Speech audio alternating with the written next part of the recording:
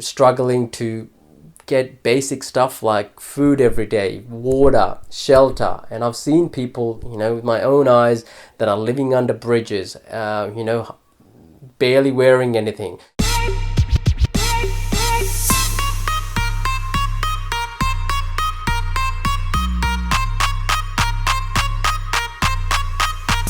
Hey everyone, my name is Opi. Welcome back to my channel where I talk about health, wealth and happiness. Today's topic is about extreme ownership and more commonly referred to as taking personal responsibility. I'll see you back in a second.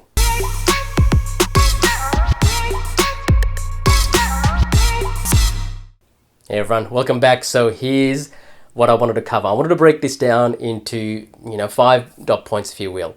One is being a winner and not a victim. And secondly, I wanted to share a small story of where I used to work at a homeless shelter. Third dot point is Man's Search for Meaning by Viktor Frankl. Fourth one is the Blue Zones. If you've ever read that book, it's Blue Zones. And finally, the fifth point is I'm going to sort of put all this together, determine your current state, future state, and filling in the gaps. Okay, so first point, being a winner and not a victim. So in this environment that we're living in, this society, it's so easy to become a victim. Okay, the reason being society allows us to become a victim based on a number of factors. They say your gender's this, your color's this, your background's this. It's okay. You are allowed to feel like you're a victim. Okay, and I obviously don't buy into this mentality, because as soon as you do, you lose control. Okay, it's better to own everything and run with it and own your life, so to speak. Okay, so it's a little bit sad in a way that most people who are in the Western world don't know what true hardship really is. If you've ever gone and visited a third world or a developing country, you know what it's like to truly be a victim, okay, of their circumstances, so to speak. So, struggling to get basic stuff like food every day, water, shelter. And I've seen people, with my own eyes that are living under bridges, barely wearing anything. They are skinny to their bones. These people are fragile. And it breaks your heart. And you think, you look at them and go, wow, these people are the real victims, not people, okay, we're living in the Western world, can't pay your iPhone bill. Sure, I understand, and everyone's got their own story, and I'm, sympathetic of that. But at the same time, you have to sort of realize how lucky you are. How lucky you are that you've got, perhaps you've got all your limbs, right? You can function. You've got food to eat every day. You've got water. So playing that gratitude in your mind and using that to empower yourself to take personal responsibility is such a powerful thing. I remember when my daughter was, around 3 or 4 years old, she would sort of cry out, basically, if something goes wrong, she would blame everyone else, like myself, her mom, her brother, and go, it's their fault, I couldn't get dressed in time for bed, I couldn't finish my cereal because now it's soggy, and all these victim mentality. So I had to sit down with her and teach her and go, look, from now on, we do not play the victim game. You have to take personal responsibility for everything that happens in your life. And that doesn't mean you're alone. I'm here, and your mother's here, and you've got grandparents who can help you, and sort of the wider family group. But you have to take personal responsibility for everything that happens in your life. And you might be thinking, what a horrible parent, teaching this to a 3 or 4 year old. But you know what? It's actually panned out quite well. Now she doesn't play the victim. She takes personal responsibility. If she knows if it's meant to be, it's going to be her. She's going to do it. She's going to run with it.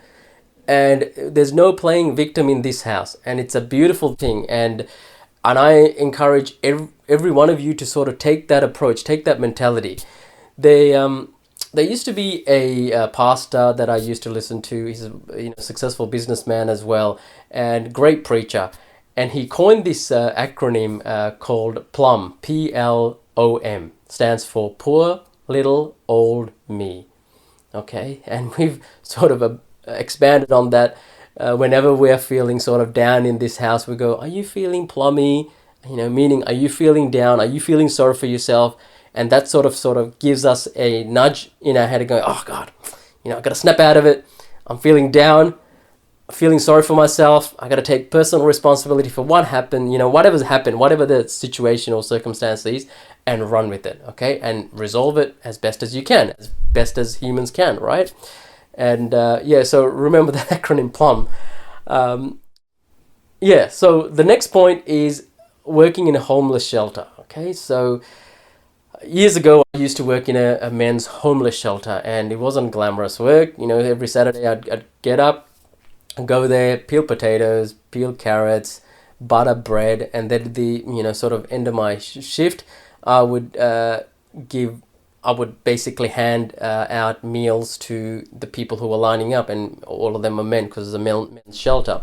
And I'd look at them and I'd see able-bodied men. All their limbs, they were physically okay.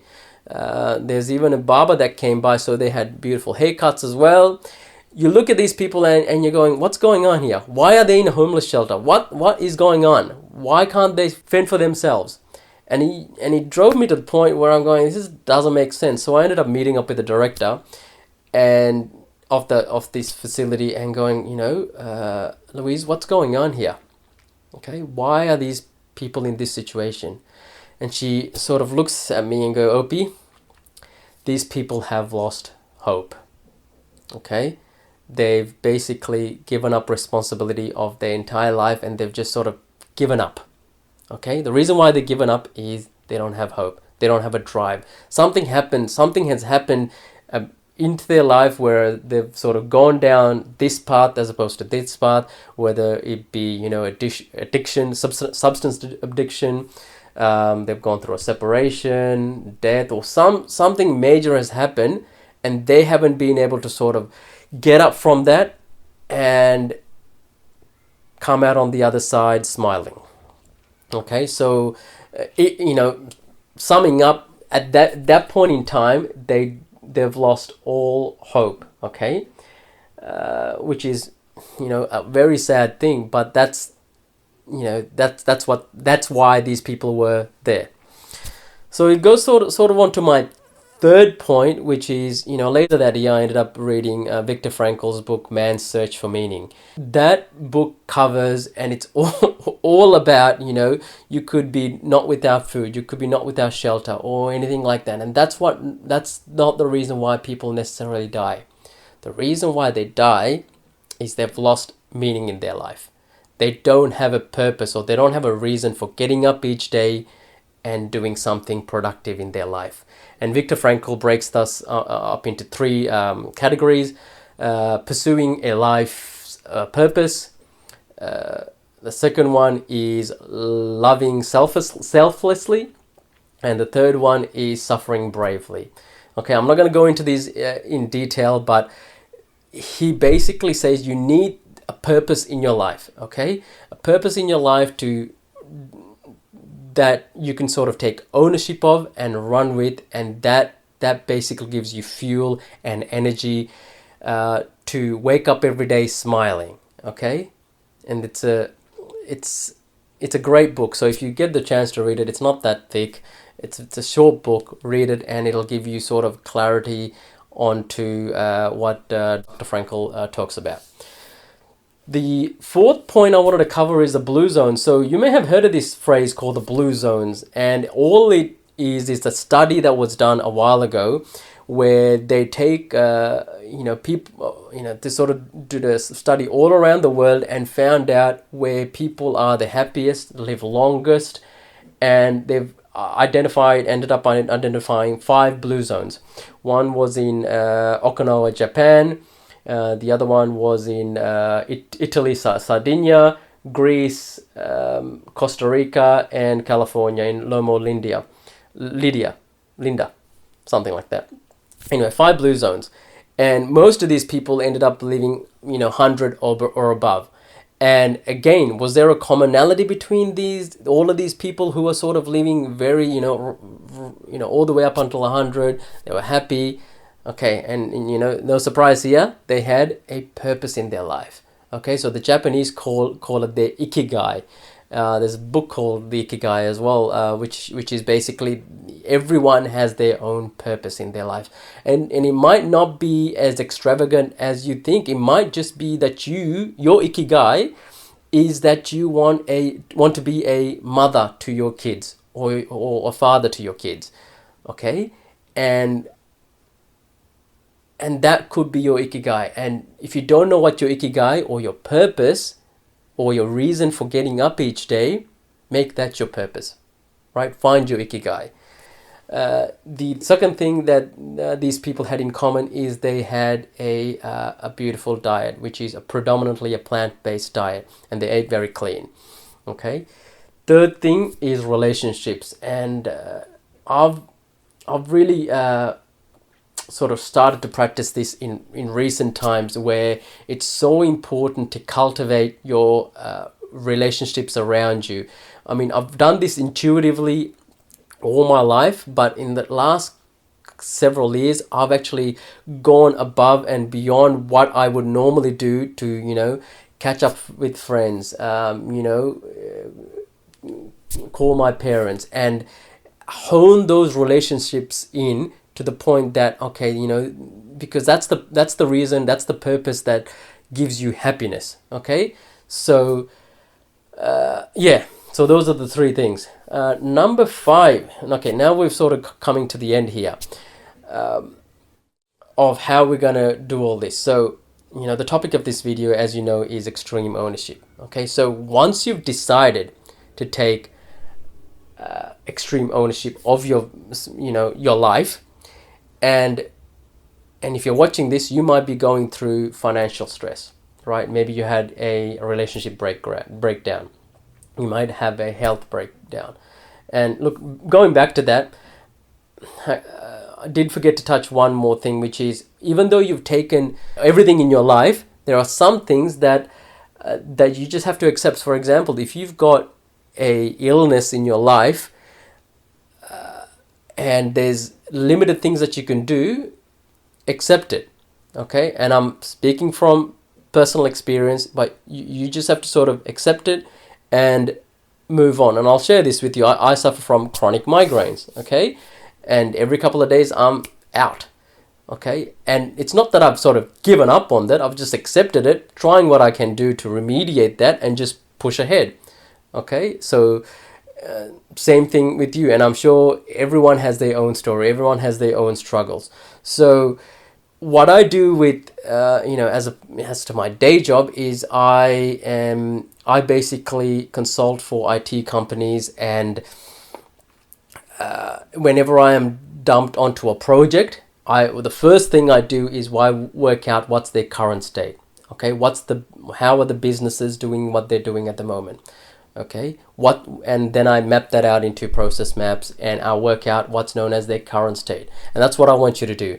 If you're in a rut, the step number 1 in taking ownership is you determine where are you currently. So, for example, if we're talking about a financial mess here, take down all your bank accounts, okay, and write them down. Okay, this is how much I've got on my old bank accounts. Okay, this is how much debt I've got. Okay, and now you know where you are. And this is an extremely hard thing to do. I've had a call from a friend last week. He was just going, "Oh man, I don't even want to look at my bank account at the moment." And it was that the situation was that bad they didn't want to look at it. Okay, but it will give you strength if you can look at it and write it down, because that way you will know where you are today. Because when you know where you are today, then you work out, okay, in 12 months time, 3 years, 5 years, I wouldn't go more than 5 years. I wouldn't go more than 3 years. Go 3 years, where do I want to be? Okay, but then you might want to take it back as well and then go, okay, 12 months. what do I want to do in 12 months? Do I want to pay this debt off? And then find a game plan. I mean, that's just an example of, dealing with a financial mess here. So you work out where you want to go, and then you work backwards and incrementally work out a game plan. Okay, whether that be automatic deductions from your pay into paying off those debts and moving your way forward. Okay, so I hope this sort of gives you clarity into why taking ownership is so important. Okay, as I said, out of all the videos that I'm going to do, this is probably the most important one, because if you take ownership of your life, ownership of your circumstances, and you work out where you want to be, you can fill in the gaps, right? You don't need to be a rocket scientist to fill in the gaps. You can fill in the gaps, but it's a matter of going, okay, I own it. It might be that you have an addiction to alcohol. Okay, work out, okay, I want to be sober in 3 months time, 6 months time. What am I going to do? Who am I going to talk to? Who are the people that I'm going to speak to help me do this? What books am I going to read? Right? Find out what my purpose for quitting alcohol is. Okay, why is it important? Why is drinking so much alcohol ruining my life today? Okay, once you've got those things written down and put into paper, and you'll work it out. Okay, you'll work out a reason for doing this, and then it'll become a bit more clearer for you.